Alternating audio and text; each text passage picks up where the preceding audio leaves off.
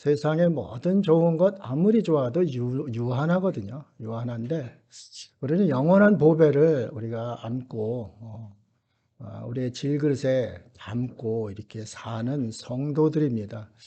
성도라는 그 말 자체가 참 감격스럽고 얼마나 은혜로운지 모릅니다. 정한이가 며칠 전서부터 떡국 먹으면 5살이라고 그래요. 떡국 먹으면 5살. 이제 떡국 먹으니까 이제 5살 되나 봐요. 설은 아이나 어른이나 다 설레임이 있는 것이죠. 왜 설레일까, 설이? 만남이 있기 때문에 이제 설레이는 것이죠. 잘 흩어져 있던 사람들도 가족들 이렇게 만나서 함께하는 그 모습, 그것이 이제 설레이고 또 정을 나누는 그 모습, 사랑방 이야기와 같이 그것이 또 설 명절의 기쁨입니다. 근데 우리의 최대 명절은 주님 만나는 날이에요.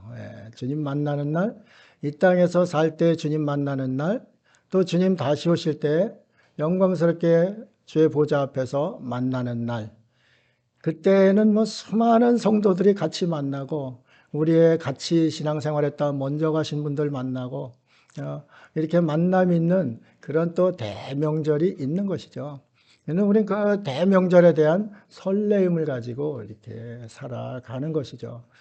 오늘 찬양을 들으면서도 그렇고 명절을 맞으면서도 그렇고 너무 마음이 좋은 거예요. 속이 쓰리고 아침부터 너무 힘들고 그랬는데 이렇게 또 찬양을 들으니까 아주 개운해지는 그런 모습이 또 됩니다. 제가 예수님 믿기 전에는 정말 염세주의자고 미래가 없었습니다. 가정을 어떻게 꾸밀까 이런 생각조차 하지 않았고 이건 뭐 그냥 인생이 캄캄하구나. 인생이 캄캄하구나. 이런 생각만 이제 청소년 시기를 하면서 보냈습니다. 그냥 캄캄한 것 같아요. 가난하기도 하고 뭔가 이게 괴리가 있는 것 같기도 하고 그렇습니다. 근데 예수님을 만나고 나서 그때서부터는 상황이 달라진 겁니다.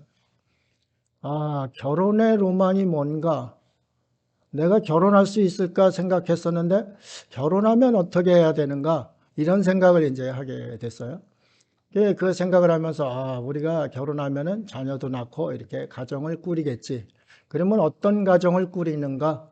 오늘 그 찬양 올려드렸던 559장 그것을 이제 로망으로 이렇게 삼게 된 겁니다.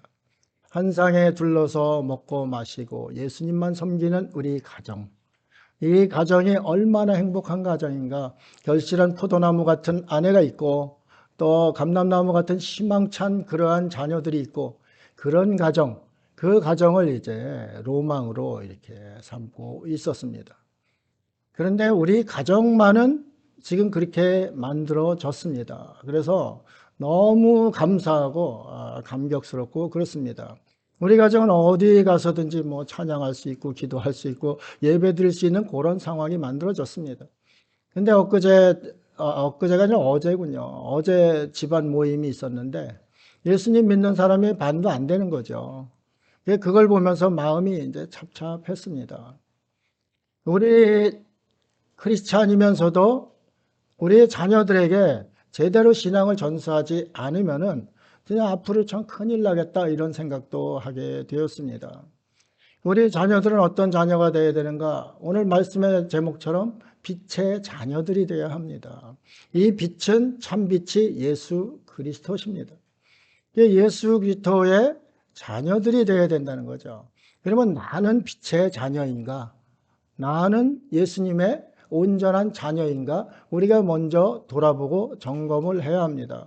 내가 빛의 사명을 온전히 감당하지 못하면 우리 가정, 우리 자녀들 속에 빛의 자녀들이 쭉 나오리란 그러한 보장이 없는 것이죠.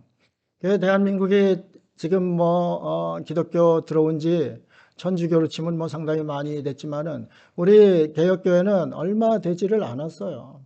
얼마 되지를 않아서 폭발적으로 이제 성장을 했는데 그 양은 성장했는데 질이 성장을 하지 못했습니다.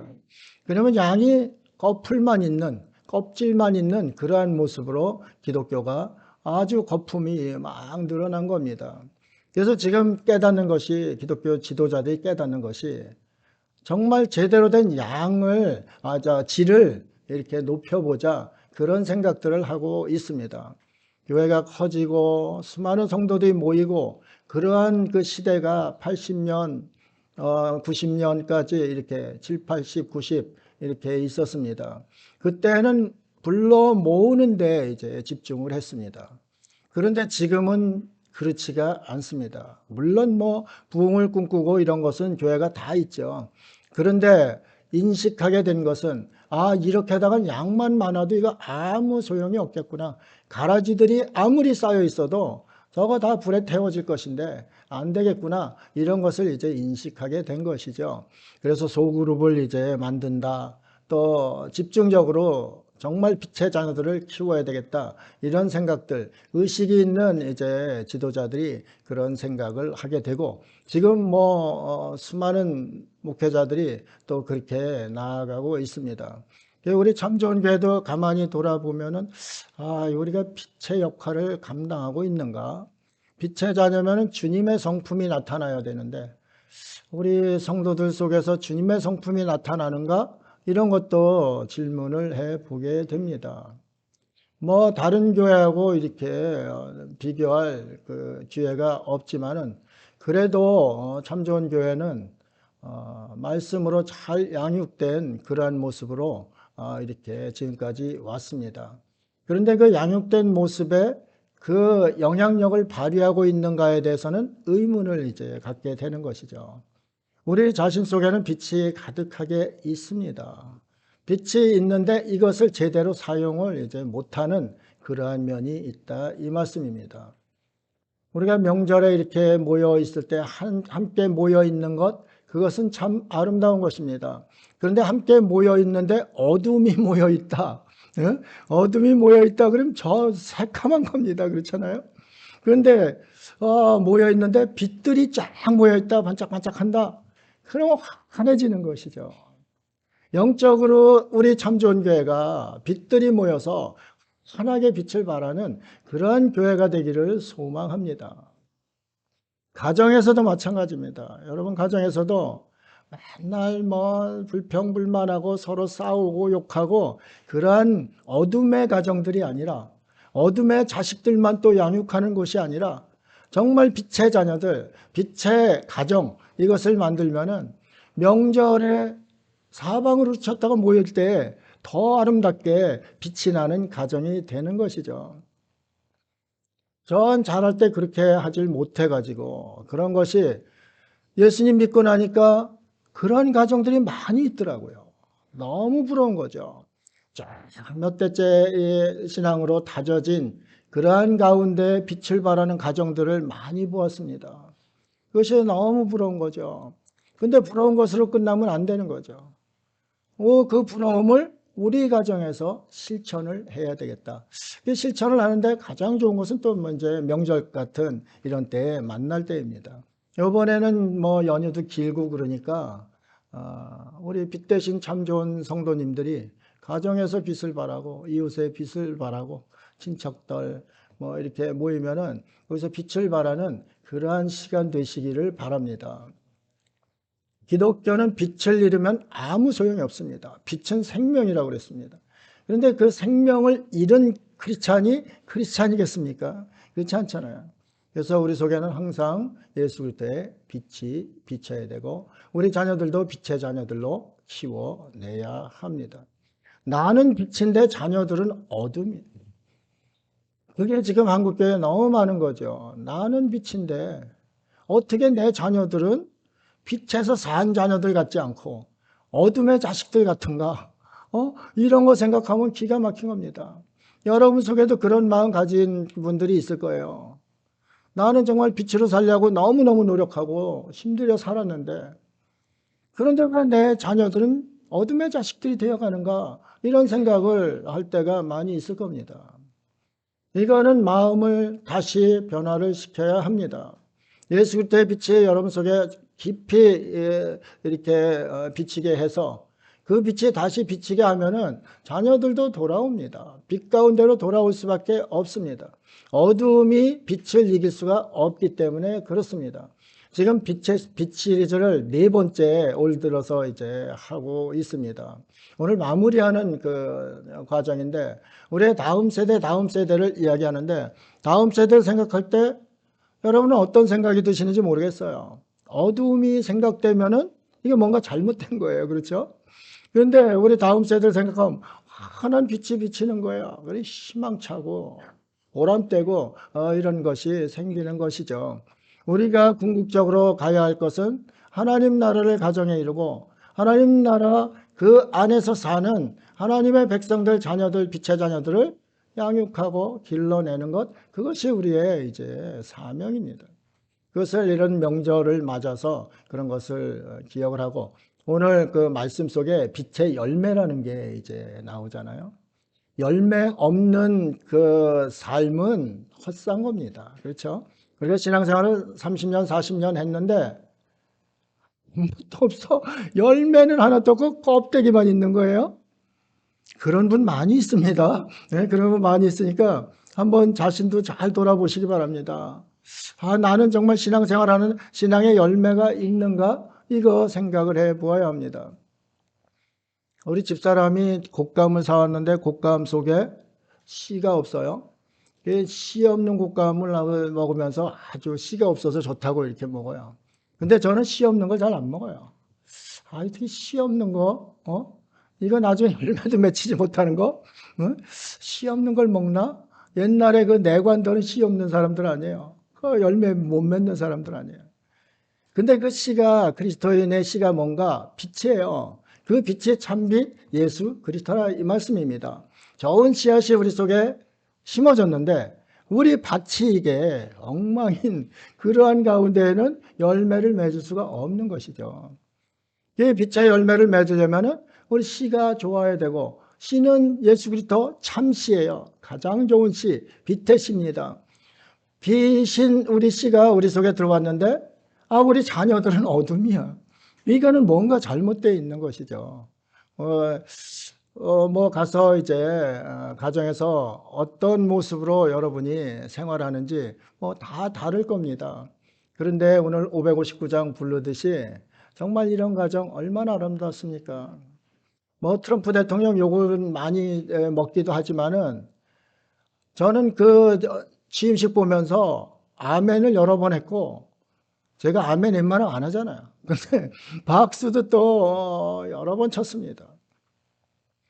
정말 기독교 나라의 모습, 그것을 이제 보게 됐고, 대한민국이 참 부럽다. 대한민국에도 대통령 취임식에 저런 글로리 글로리 할렐루야가 울려 퍼지고 그런 나라가 되고, 우리 가정마다 그러한 가정이 되면은 이 나라의 빛이 환하게 비칠 것이다. 이런 아주 마음에 감동이 오더라고요. 또 그렇게 기도할 수밖에 없고요. 그런데 대한민국에 빛이 비칠 것 같은 그러한 조짐들이 있습니다. 기독교가 잠을 자고 있다가 다시 이제 깨어나기 시작하는 모습도 보입니다. 너무 어둠 속에 자다 보니까 이게 지금 시대가 어떤 시대인지도 모르고 하나님의 뜻도 분별을 못하고 잠만 자고 이제 있었던 모습입니다. 그런데 지금은 뭐 많은 것을 생각하는 그러한 시간이 됐고 또 깨닫는 그러한 시간도 됐습니다. 이번에 잘 정말 기독교가 다시금 하나님 뜻을 깨닫고 그 뜻대로 이렇게 나아가면은 대한민국을 따라올 나라가 없겠다, 그런 생각을 합니다. 기독교인들의 힘이 엄청난데 그 힘을 발휘하지 않고 있었던 그 모습을 이제 보게 되었습니다. 그런데 그 빛이 이제 발하기 시작하는 것이 서서히 보이기 시작합니다. 그래서 희망을 이제 가지고 있습니다. 오늘 말씀을 들어가도록 하겠습니다. 이 빛의 자녀다운 품성이 중요한데, 저 사람 인격은 정말 저 볼품 없어. 저거 저 돈 받을 거 하나도 없어. 이러면은 그거는 이제 끝나는 거 아닙니까? 그런데 빛의 자녀들은 하나님의 성품을 이제 하나님을 닮은 그러한 성품으로 살아간다 이 말씀입니다. 그 속에는 어둠이 있을 수가 없어요. 빛 가운데 움직이기 때문에 그렇습니다. 그래서 하나님을 본받는 그러한 삶, 그 삶을 산다. 그것을 오늘 본문에서 또 이야기합니다. 1절입니다. 그러므로 사랑을 받는 자녀같이 너희는 하나님을 본받는 자가 되고, 하나님은 사랑이십니다. 하나님은 사랑이시기 때문에 하나님의 자녀들은 사랑이 넘쳐야 되는 것이죠. 또 하나님께서 하시는 그 선하심을 따라서 하나님을 닮아가야 되는 거죠. 그런데 여러분, 하나님이 보입니까? 안 보이잖아요. 안 보이니까 막 살았어요, 인간이. 그런데 너희 그러면 하나님을 보여주겠다. 그래서 이제 하나님께서 내려오신 분이 바로 예수 그리스도시죠. 그래서 예수님의 행함과 그러한 것을 볼 때 우리가 이게 하나님이시구나. 그럼 하나님을 본받는 삶은 어떤 것인가? 예수님을 따라가는 삶이구나. 이러면은 아주 정확한 것입니다. 예수님 따라가는 것이 너무 힘들다 이런 생각을 하잖아요. 그런데 힘든 것이 사실 아니에요. 모든 일을 할 때 하나님의 영광을 위해서 하고, 모든 행위를 할 때 거기에 사랑을 가미하고 사랑에 입각한 그러한 행위를 하면 되는 거예요. 그런데 어둠의 자식들은 그런 걸 안 하려고 그래요. 빛의 자녀들은 나를 태워서라도 그 길을 가는데, 어둠의 자식들은 자신을 태우기를 싫어해요. 싫어하고 자신의 소견에 오른 대로 이렇게 살게 되는 것이죠. 그래서 하나님 닮은 삶, 그것을 이제 하나님께서 원하시고, 빛의 자녀들은 바로 하나님을 닮은 그러한 삶을 사는 사람들이다. 그것을 오늘 본문에서 이야기하고 있습니다. 하나님 닮은 삶 2절입니다. 그리스도께서 너희를 사랑하신 것 같이 너희도 사랑 가운데서 행하라. 그는 우리를 위하여 자신을 버리사 향기로운 제물과 희생제물로 하나님께 드리셨느니라. 향기로운 제물, 희생제물. 여러분이 지금 그 세상에 나가서 살 때 나는 제물로서 사는가를 보면 됩니다. 그러면 하나님 닮은 삶을 살게 되는 겁니다. 하나님은 예수 그리스도시잖아요. 예수 그리스도도 하나님이신데, 하나님께서는, 그 예수 그리스도께서는 우리를 위해서 희생제물이 되셨다는 거죠. 그 제물이 하나님 보시기에 너무 향기롭다는 거죠. 그러면 내가 우리 가정에서 정말 그리스도인다운 하나님 닮은 향기로운 제물이 되는가? 아닐 수가 있죠. 네? 나는 정말 제물로 살지 못했구나. 그러면 향기로운 제물로 살려고 우리가 발버둥을 쳐야 하는 겁니다. 제물 된다는 것은 희생이고 고통을 이겨내야 하고 인내해야 되고 사랑이 그 속에 담겨 있어야 되는 겁니다. 남을 살리는데 그냥 말로만 살아나겠습니까? 다른 생명을 살리는 일인데 내 희생 제물이 없이 어떻게 그게 살아날 수가 있겠습니까? 그런데 우리 크리스찬들이 입만 살아있거든요. 저도 그래요. 저도 입만 살아있어요. 그러니까 생명력이 없는 거죠. 가서 무슨 말을 해도 그들을 살리는 것이 아니라 오히려 그들에게 반기독교적인 그러한 그 분노를 일으키는 그런 모습도 많이 있잖아요. 내가 죽지 않아서 그래요. 희생 제물은 죽어야 됩니다. 피를 흘려야 되는 것이죠. 그 향기가 뭐냐면 피의 향기예요. 그 피가 생명의 향기라 이 말씀입니다. 그것이 있어야 우리가 빛의 자녀로서의 주님 닮은 그러한 삶을 산다 이 말씀이시죠. 참 우리 참 좋은 가족들이 가정마다 이러한 가정이 되었으면 합니다. 자녀들은 부모를 위해서 희생제물이 되고, 부모는 자녀를 위해서 희생제물이 되고, 한 상에 둘러서 그것을 이런 그 빛의 가정을 만들어 주신 그 하나님께 영광 돌리고 찬양하는 그러한 가정, 얼마나 아름답습니까? 그런데 생각 없이 사는 크리스찬들이 너무 많다 이거죠. 성경을 봐도 책 보는 그것 정도로 보는 그러한 크리스찬들이 많다 이거죠. 하나님의 말씀은 살았고 운동력이 있는 것인데, 살았고 운동력이 있는 것이 내 속에 들어와서 죽어 있다 이 말씀입니다. 죽으면 이가 어둠의 자식이 될 수밖에 없는 것이죠. 살아 역사해야 빛이 막이 반출되는데, 그게 안 되니까 이제 한국 기독교가 참 여러 가지 침체의 모습을 보이고 있는 겁니다. 이제는 진로 돌아가야 됩니다. 양을 바라보지 말고 정말로 내가 참 크리스찬이 되는 빛의 자녀가 되는 그 모습으로 우리가 다시 돌아와야 합니다. 그것이 바로 본질입니다. 기독교의 본질을 잃은 것, 안고 없는 찐빵이 되는 것이죠. 정체성을 잃은 것 아무 소용이 없는 거예요. 우리만 잘났다고 아무리 떠들어도 소용이 없는 거죠. 우리 가정은 기독교 가정이야. 기독교 가정인데 기독교 향기가 하나도 안 나. 응? 뭐 재물로 죽는 것이 아니라 오히려 세상의 욕심과 정욕과 이런 것이 살아서 서로 쏘고 이러한 가정은 이건 어둠의 가정이 이제 되는 것이죠. 우리가 빛의 가정, 빛의 열매 맺는 그러한 가정 이루는데 정말 내가 희생제물이 되겠다 이런 자세로 우리 명절을 잘 보내시면은 우리 하나님께서 그 가정에 역사를 하게 됩니다. 나는 빛을 낼 수 없는 사람이지만은 하나님께서 충만히 빛을 드리워 주시기 때문에 그 빛을 발할 수 있게 하시는 거죠. 이것이 바로 이 성경에서 말하는 형통한 삶입니다. 주님의 빛이 비치고 그 빛을 받은 주님의 백성들이 빛을 발하는 것, 그것이 바로 형통한 삶이라 이 말씀입니다. 로또 40억짜리 50억짜리 맞았어, 이것이 형통한 삶이 아니라 이 말씀입니다.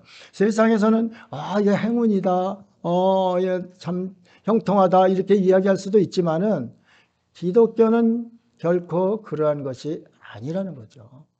예수 그리스도의 빛이 있는 사람이 형통한 삶을 사는 것이다. 이것을 우리가 깨달아 알아야 되는 겁니다. 3절에 보면은 우리를 거룩하라고 이제 말씀하십니다. 거룩이 뭐예요? 네? 거룩이 뭔가요? 그렇죠. 구별됨입니다. 어떻게 구별됨이에요? 네? 어떻게 구별됨이에요? 흠도 없이 점도 없이 정결하게 깨끗한 구별됨입니다. 세상은 흠있고 얼룩지고 죄악의 냄새가 풀풀 풍기고 그러한 이제 세상이지만은 그리스도인은 거룩한 길을 가야 되기 때문에 그러한 것과는 상반된 모습으로 삽니다. 그러면 내가 세상과 구별되고 싶지 않아도 구별될 수밖에 없고 세상 사람들도 그 구별됨을 보고서 따라오는 겁니다. 로마가 기독교를 그렇게 박해하던 10대 박해가 있었잖아요. 아주 무시무시한 박해가 있었는데 그런 나라가 어떻게 기독교 나라가 되었던가 이것을 우리가 생각해 보면은 이것이 무슨 말씀인가 알 수가 있는 것이죠. 이 거룩한 성도들이 그 삶 가운데 세상 사람들과 완전히 구별이 되었기 때문에 세상 사람들을 볼 때 이렇게 살다면 큰일 나겠구나. 그래가지고 이제 그 거룩한 성도들 쪽으로 오게 되다 보니까 그 나라가 기독교국이 된 거예요. 그래서 대한민국도 크리스찬들이 그렇게 구별된 거룩한 모습으로 살 때 세상 사람들이 딴소리를 할 수가 없는 것이죠. 바로 저게 진리구나. 진리는 숨어 있는 것이 아니고 드러나는 것이구나. 드러난 모습이 너무 아름답구나. 그래서 그렇게 오게 되는 거예요. 그게 바로 제사장 나라 역할을 하는 것이거든요. 우리가 크리스찬으로 왔을 때 왕 같은 제사장이잖아요. 왕 같은 제사장의 노릇을 하는 것이 빛을 발하는 그러한 자녀들의 모습입니다. 왕 같은 제사장이라고 왕 노릇만 하려고 그리고 다른 자신의 빛의 역할은 감당하지 않으려고 하는 그 모습은 정말 크리스찬들이 버려야 할 그러한 모습이 아닌가 생각을 합니다. 그럼 세상 모습은 어떤가? 3절 한번 읽겠습니다. 음행과 온갖 더러운 것과 탐욕은 너희 중에서 그 이름조차도 부르지 말라. 이는 성도에게 마땅한 바니라 그랬습니다.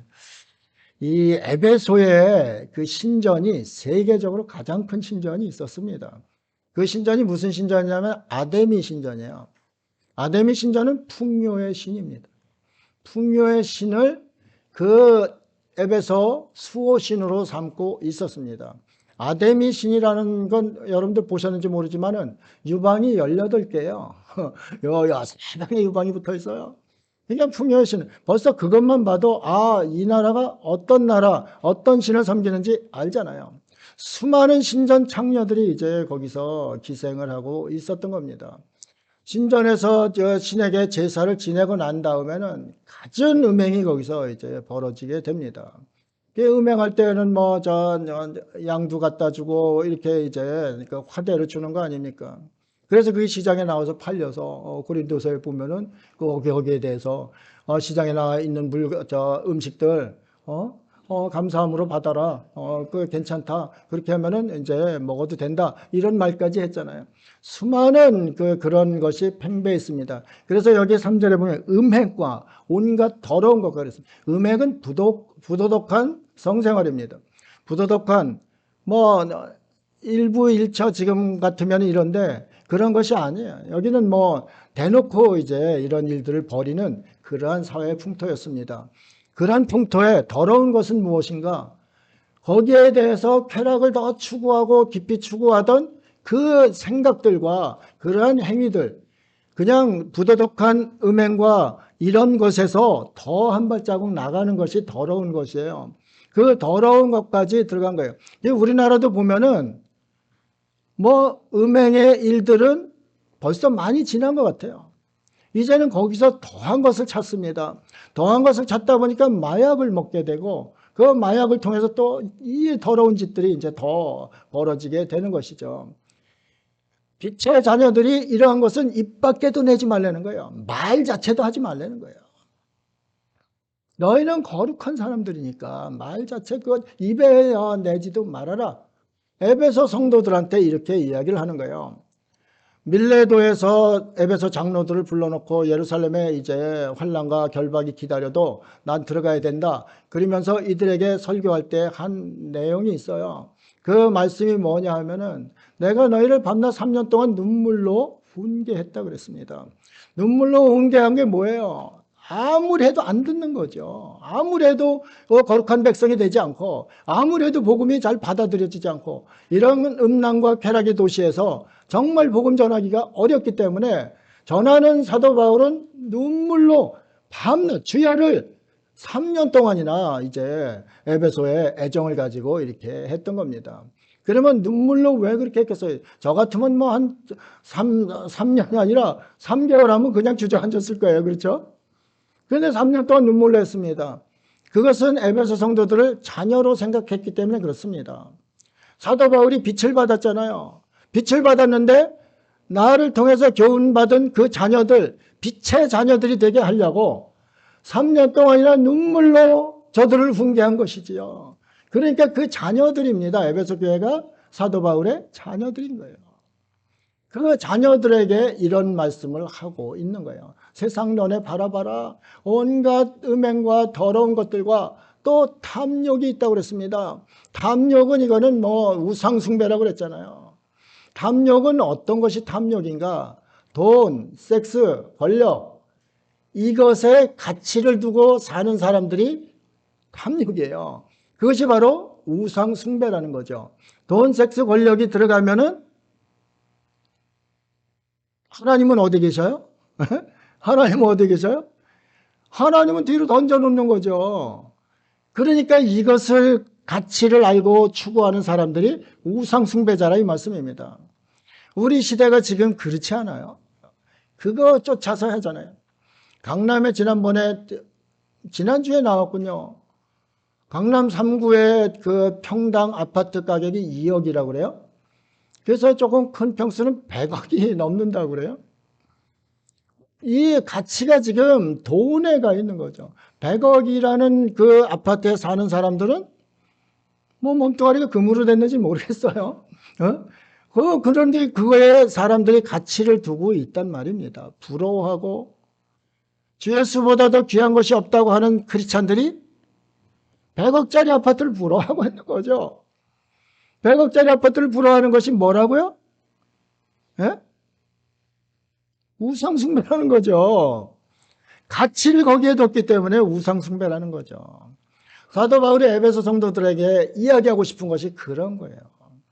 또 아데미 신을 하고 신전 제사를 지내고 광란의 섹스 파티를 하고 이런 일들이 이제 벌어지니까 그거 거기에 가치를 두는 것 이것도 우상숭배라는 거죠. 내가 더 가지고 싶어서 세상 것 좋은 것을 쫓아가는 것, 이것이 우상숭배라는 거죠. 이거는 입 밖에도 내지 말라는 거예요. 왜? 거룩한 길을 가는 성도이기 때문에. 빛의 자녀들은 이 어두움에 쌓이면 안 된다는 거죠. 빛의 자녀들은 여기서 떨어져야 되는 거죠.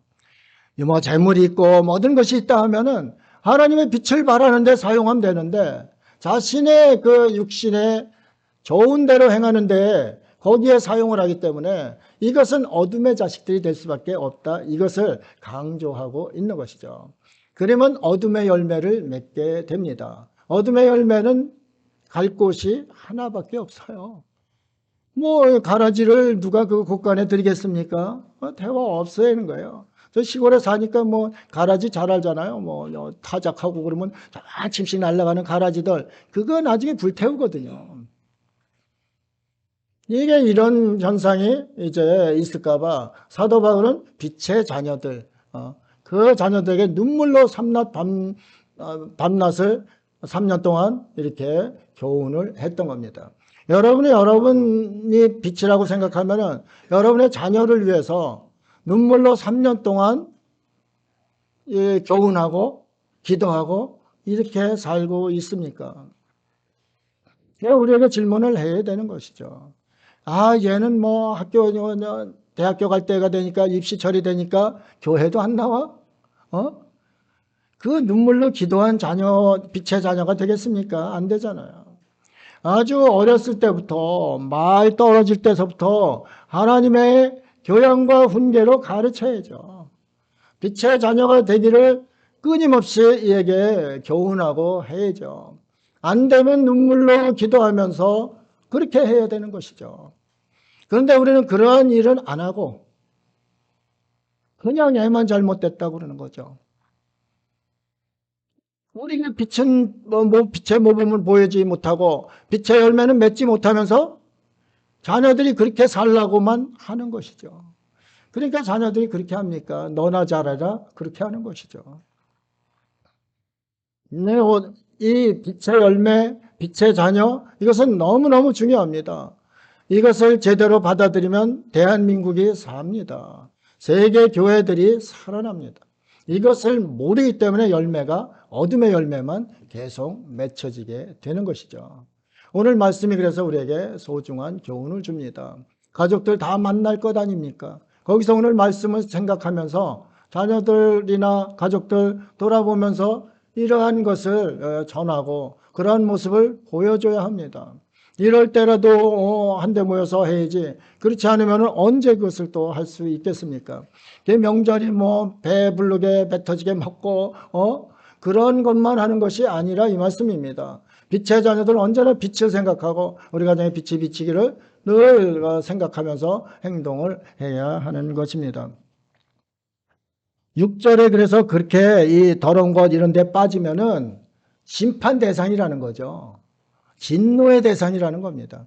하나님의 복의 대상이 돼야지 진노의 대상이 돼서야 되겠습니까? 어둠의 자식들은 진노의 대상이 될 수밖에 없어요.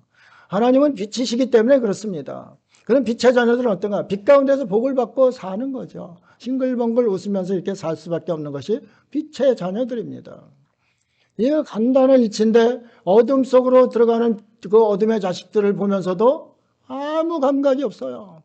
그럼 자신도 빛의 자녀가 되지 못하는 거예요. 어떻게 내 사랑하는, 정말 눈 속에 넣어도 아프지 않은 그 자녀들이 어둠 속으로 헤매고 들어가는데 아무 감각이 없어. 그래, 너 좋은 대로 하라. 너 조금 더 있으면 뭐 깨닫겠지. 뭐 깨닫겠습니까? 잘 깨닫지도 못하잖아요. 우리 자신이 다시금 돌아서서 구습을 쫓는 옛 모습에서 완전히 돌이켜야 합니다. 돌이켜서 새로운 피조물 된 거듭난 삶을 우리가 사는 것, 그것이 빛의 자녀들의 모습이다. 이것을 이야기하고 있습니다. 5절입니다. 너희도 정녕 이것을 알거니와 음행하는 자나 더러운 자나 탐하는 자 곧 우상 숭배자는 다 그리스도와 하나님의 나라에서 기업을 얻지 못하리니 그랬습니다. 기업을 얻지 못한다는 게 뭐예요? 하나님 나라에서 기업을 얻지 못한다는 게 하나님 나라에 자리가 없다는 거죠. 그렇죠? 자기가 하나님 나라에 자리가 없다는 거죠. 구원 못 받은 사람이 되는 거라 이 말씀입니다. 이게 참 무서운 이야기인데 우리는 이 말씀을 가볍게 그냥 넘겨버리는 거죠. 내 그 사랑하는 자녀들이 어둠의 자식들이 돼서 하나님 나라에 자리가 없다. 끔찍한 일이죠. 그렇죠? 내 사랑하는 가족들이 빛의 자녀가 아니라 어둠의 자식이 돼서 하나님 나라에 기업이 없다. 발 디딜 곳이 없다. 끔찍한 일이 되는 것이죠. 우리가 이런 것을 경종을 울리는 이 말씀에 우리 속에서 울림이 있어야 되는 것이죠. 그런데도 뭐 말씀은 그렇지. 그냥 말씀은 성경에 기록된 거 그렇지. 이렇게 하면은 변화를 받을 수가 없어요. 하나님 말씀은 반드시 그 말씀대로 이루어지는 것을 여러분이 믿지 않습니까? 반드시 이루어집니다. 하나님 말씀대로 반드시 이루어집니다. 그러니 이것을 깨닫지 못하면 소망이 없게 되는 것입니다. 이제부터는 마음 놓고 그냥 아무 생각 없이 신앙생활을 하시면 안 된다 이 말씀입니다. 정신을 바짝 차리고 정말 내가 빛인가를 늘 자문하면서 저녁이면 누워서 무슨 기도를 합니까? 내가 오늘 하루 동안 내가 빛된 삶을 살았는가? 이것을 이제 돌아보는 것, 이것이 크리스찬 아닙니까? 오늘 그냥 잘 먹고 배부르니까 졸려 그냥 잔다. 이거 아무 생각 없이 자는 겁니다. 자성하는 것, 자신을 성찰하는 것, 이것이 성화의 길을 가는 성도의 모습, 빛된 성도의 모습이다. 이것을 또 말씀하고 있습니다. 4절에 누추한 이게 아니군요. 하나님을 본받는 자녀는 빛의 열매를 맺는다. 그것에 대해서 9절에서 이제 말씀합니다. 빛의 열매는 모든 착함과 의로움과 진실함에 있느니라. 모든 착함은 구약에서는 토부라고 그래요. 그러니까 악이 없는 선함을 이제 이야기하는 거예요. 여러분 속에 악이 없고 그리스도의 선함만 있는가요?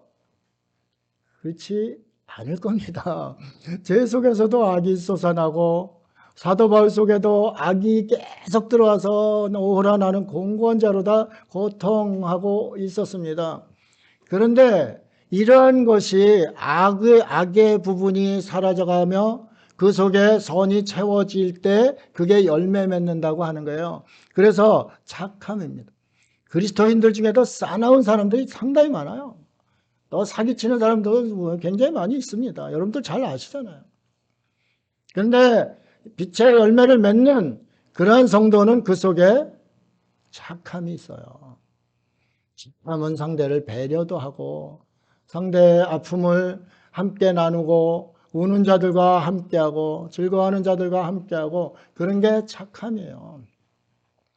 그런데 우는 잔 저 무한공항 참사 났는데 요새 방송에 계속 나오잖아요. 그 댓글들 정말 기가 막힌 그 달지 말아야 될 댓글들을 막 달아가지고 그거 하면 어떻게 한다 그러는데 함께 하지는 못할 망정 그렇게 조롱하고 비난하는 그러한 모습들 그것은 이 선함 착함과는 거리가 먼 거예요. 그 안에 그리스도인이 있다. 그러면 이건 끔찍한 이야기입니다. 우리가 이런 것을 하나하나 몰아낼 때 우리의 악을 몰아내고 착함으로 채워갈 때 그리스도인의 빛의 열매가 맺혀진다는 거죠. 그럼 여러분은 지금 아직 덜 익은 것도 있을 것이고 아주 녹익어서 향기를 바라는 그러한 열매도 있을 것입니다.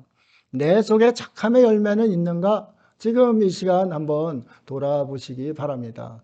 이때 아직도 하는 사람이 있고 그래도 나는 참 녹익은 냄새가 이제 풍기기 시작한다 이런 사람들도 있을 겁니다. 하나님이 원하시는 것은 빛의 열매, 착함의 열매 그것을 원하시고 계시는 겁니다. 그 다음에 뭐예요? 의로움. 의는 우리 속에 없습니다. 예수 그리스도께서 들어와야 의가 있는 거예요. 근데 예수 그리스도께서 들어와도 우리는 의로운 사람이 아니에요. 그런데 의롭다 인정해 주시는 거예요. 그래서 예수님에서 떨어지면 안 되는 거예요. 예수님은 참 포도나무요. 우리는 뭐예요? 가지입니다. 참 포도나무에서 가지가 떨어지는 순간 의는 없어지는 거예요. 그렇죠? 그러면은 의의 열매를 맺으려면 어떻게 돼야 돼요? 붙어 있어야 돼요. 이게 강력한 접착제로 붙인다는 그 뜻이에요. 아주 전혀 떨어지지 않을 정도로 이렇게 붙인다는 거예요. 네? 접붙인다는 것이. 그러면은 우리가 예수 그리스도께 강력히 붙어 있을 때 나를 의롭다 인정해 주시는 거죠. 그럴 때 의의 열매가 맺혀 가는 거예요. 아, 신앙이 참 어렵구나. 신앙이 너무 힘들구나. 이런 분도 있을 거예요. 그런데 붙어 있는 것이 낫지 떨어지는 것이 나아요? 그렇잖아요. 그냥 예수님께 붙어만 있으면 예수님께서 수고하고 무거운 짐 다 져주신다는데 그냥 붙어 있으면 되는 거예요. 말씀하시면 거기 따라가면 되는 거예요. 그것이 훨씬 편한 거예요. 그렇죠? 그런데 내 멋대로 하려고 자꾸 떨어지려고 그러면은 그 가지는 말라버릴 수밖에 없습니다. 의로울 수도 없고 착할 수도 없고 그렇습니다. 이번에 또 더 세 번째 나오는 게 뭐예요? 진실함 아니에요. 이 진실함은 뭔가 원어로 는 알렉세이아예요. 그러면 이게 뭔가 진리라는 뜻이에요. 진리는 그럼 우리가 해석을 할 때 어떻게 해야 되는가? 드러난다는 뜻이에요. 이 드러남. 그러면 어둠이 드러나겠어요? 빛이 드러나겠어요? 빛이 드러나잖아요. 이 드러나는 삶을 사는 사람이 빛의 열매를 맺는 사람이에요. 자꾸 어둠 속으로 들어가려고 그러는 사람은 뭔가 이게 구린 냄새가 있는 거죠. 그렇죠? 또 뭔가 보여주고 싶지 않은 것들이 있는 거죠. 그러니까 자꾸 어둠 속으로만 들어가는 거예요. 이 어둠의 일을 하면 계속 죄가 또 거기서 그것을 가리려 하다 보니까 점점 죄가 커지는 거죠. 그런데 드러난 것은 그렇지가 않아요. 그렇죠? 진리는 당당한 겁니다. 진리는 자유함이 있는 것이죠. 여러분 속에 자유함이 있다면은 예수 그리스도 빛의 참빛이신 예수 그리스도 그분이 여러분 속에 있다면은 여러분 속에 자유함이 있고 그 자유함은 빛 가운데 얼마든지 드러날 수가 있는 것이죠. 당당하게 드러나고 사는 거죠. 내 삶이 세상 사람들이 이 나의 추한 모습 볼까봐 숨어 들어간다. 그러면 이게 진리의 열매가 없는 것이죠. 그렇잖아요. 그런데 나는 크리스찬이야. 당당해. 나는 드러내도 돼. 이런 사람들이 진짜 빛의 열매를 맺은 진리의 열매를 맺은 그런 사람들이다. 우리가 뭐 성령의 열매, 9가지 은사, 아홉 가지 열매 이런 게 있잖아요. 그러한 것은 드러내도 괜찮잖아요. 사랑과 희락과 화평과 오래 참음과 자비와 양성과 충성과 온유와 절제와 이런 것들은 다 드러내도 되잖아요. 그런데 우리 속에 이 악이 빛을 가리면서 자꾸 스며드는 것, 이것은 빛의 열매를 맺지 못하는 사람이다. 이것을 오늘 본문에서 이야기하고 있습니다. 열매 없는 사람은 하나님께서도 원하지를 않고 버릴 수밖에 없는 겁니다. 열매 없는데 그걸 뭐 했습니까? 그렇잖아요. 뭐 했습니까? 그래서 오늘 그 마태복음 7장 20절에 말씀합니다. 이러므로 그들의 열매로 그들을 알리라. 여러분 얼굴에서 그리스도인의 빛이 나야 됩니다. 향기로운 냄새가 나야 되는 것이죠. 이것이 없으면은 열매 맺지 못한, 내가 수십 년 신앙생활 했어도 열매 맺지 못한 그러한 삶을 살게 되는 겁니다. 제가 그저 약국을 갔는데 참 감사했어요. 약국 가니까 생강쌍화탕을 사러 갔는데 가보니까 거기 예사랑 약국이에요. 그 예수님을 사랑하는 그 약국이에요. 그래서 사장님 여기 교회 다니시나 보네요. 이렇게 얘기했더니 이렇게 딱 보더니 제가 그 등산복에 수염도 안 깎고 이렇게 더부룩하게 갔어요. 갔는데 목사님이시군요. 그래요. 깜짝 놀랐어요. 그리고 저도 감격을 했어요. 아무렇게 하고 간 모습 속에서도 목사님의 얼굴이 보였구나. 그래가지고 아주 굉장히 기뻤어요. 뭐 여러분은 그렇게 저를 안 볼 수도 있어요. 근데 거기서 그렇게 이제 뭐 저를 한 번이나 본 사람입니까? 그런데 그렇게 얘기를 하잖아요. 우리가 어디 가서든 어떤 모습으로 있든지 저 사람 속에선 예수님 모습이 보인다. 예수님의 빛이 난다. 이런 이제 소리를 들어야 된다 이 말씀입니다. 그렇지 않고 저거는 얼굴이 맨날 뭐야 사기꾼 얼굴이야 뭐 도둑놈 얼굴이야 뭐 이렇게만 이제 보면은 자신이 열매 맺지 못한 그러한 삶을 사는 것이죠. 우리가 이런 것은 깊이 생각하고 살아야 되는 겁니다. 10절에 주를 기쁘시게 할 것이 무엇인가 시험하여 보라. 열매 맺은 사람은, 빛의 열매가 있는 사람은 세상에 다른 것을 생각하는 것에 우선적으로 먼저 하나님 나라와 의를 구합니다. 하나님 나라는 무엇인가? 하나님의 기쁨 되는 거예요. 영광 돌리는 거예요. 그러면은 빛의 열매가 있는 사람은 그 생각 자체가 우선순위가 주님을 기쁘시게 할 것이 무엇인가 생각하는 사람이에요. 여러분 그럽니까?